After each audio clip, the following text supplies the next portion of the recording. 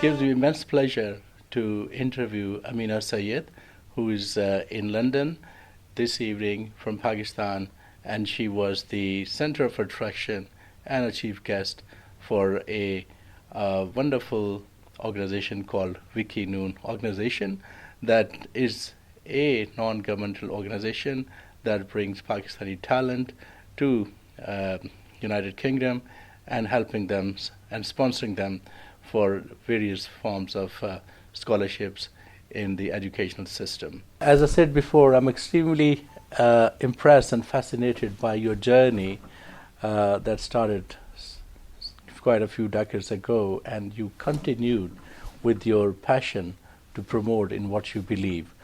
What do you see the intellectual atmosphere of Pakistan now? Well, I think it's been very dynamic, and also I would say to some extent volatile. But it continues to be dynamic. I think the volatility has increased a little bit. But I think it's been, I think there's still a lot of excitement and freedom, and people are certainly talking about whatever they feel and think. Okay, that's heartening to know. I was impressed by the number of the young Pakistanis here, and I think that is always a beacon of hope. Do you think more Pakistanis are applying for the sponsorship to come to study in the UK? Well, absolutely. I mean, I think it's a dream of every Pakistani to study at some of the best universities here, like LSE, SOAS, Oxford, Cambridge.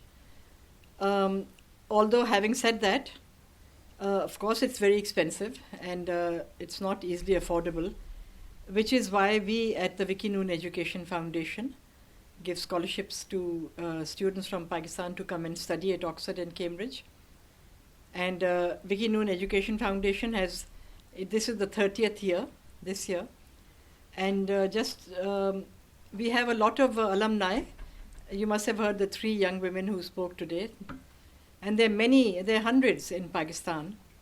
And we hope that all these people we want to create a group of all the alumni so that we can have meetings with them and invite them to our events, such as the event today. Considering Pakistan has been under dictatorial rule for a very long time, and there always have been questions about the freedom of thought and expression, did you have any personal experience of being curtailed, especially as an advocate of a free thought and as a woman? Well, as you know, as I said in my talk today, I could just give a handful of examples over the last 35 years that I've been publishing books. And I feel that I have been publishing freely. And it's not occasionally when there have been issues, but again, as I said, that a handful, they have been, they've come from official and non-official sources. So I feel I've had a very exciting time as a publisher, because I feel that I've had a lot of freedom, and that continues. Okay, well, that's really, really positive note, I have to say. We have seen some of the books that you have published or you mentioned, and they are really iconoclastic, basically books that have really shaken the society and the grip of status quo. Have you translated this great work in Urdu? Well, I have translated quite a lot into Urdu, and similarly, I have translated books into English.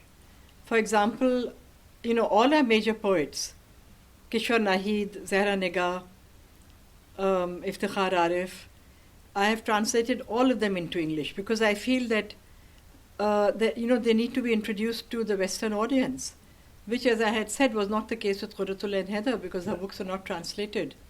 So she actually remained unknown, whereas she was one of the best writers in India and Pakistan. So absolutely, I strongly support translation. Of course, mine is a new company and our resources are limited, but I hope that we will be able to translate them as soon as we can actually have the enough resources for that. Okay, excellent. Because it is the transfer of thoughts and the new ideas from one nation to another, that is what actually not only encourages any geography, but also brings prosperity. And there's a lot of work happening in Pakistan, you rightly said. Do you see that with this internet and with this social media coming up, and earlier we talked about the piracy, do you think the sales of the books in Pakistan is going down, or is it On still the contrary, I think that we actually get to promote our books through social media. So in a way, they're not going down. As soon as a book is published, we promote it on all social media, whether it's Twitter or Instagram or Facebook. So actually, it's benefiting us. Okay, that's again very good to know. I know that you have organized Pakistan Literary Festival, and I attended, and it was a very successful event. Do you have plans to promote this kind of concept in the various parts of the world?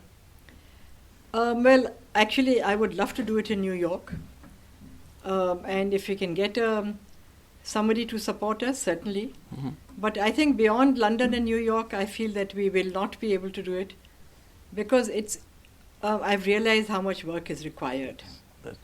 So, and I have a full-time commitment as a publisher. But, there are other people who are doing it. And I hope others, we have actually created a model. When we organized the Karachi Literature Festival, the first literature festival in Pakistan, and now they are being held all over the country because it's a model that has been taken to scale by other people. If I had said that only I will do it, I wouldn't have been able to do this. It's a movement. It appears to me it's a movement, and I think your heart is in it because you want to promote that freedom and you want everybody to be literate and to know what's going on. So thank you very, very much for your time. I know that you are very busy, and I'm exceedingly thankful to you for giving us this time. So audience, we are so lucky that we stole just a few minutes from Ameena Saiyid, who is the pride of Pakistan, who kindly gave us this time. And again, I say the nation that reads books definitely goes far ahead than the rest. It will take the poverty out of the system, it will give you new ideas, and it will bring freedom. So please read books and follow Ameena Saiyid. Thank you.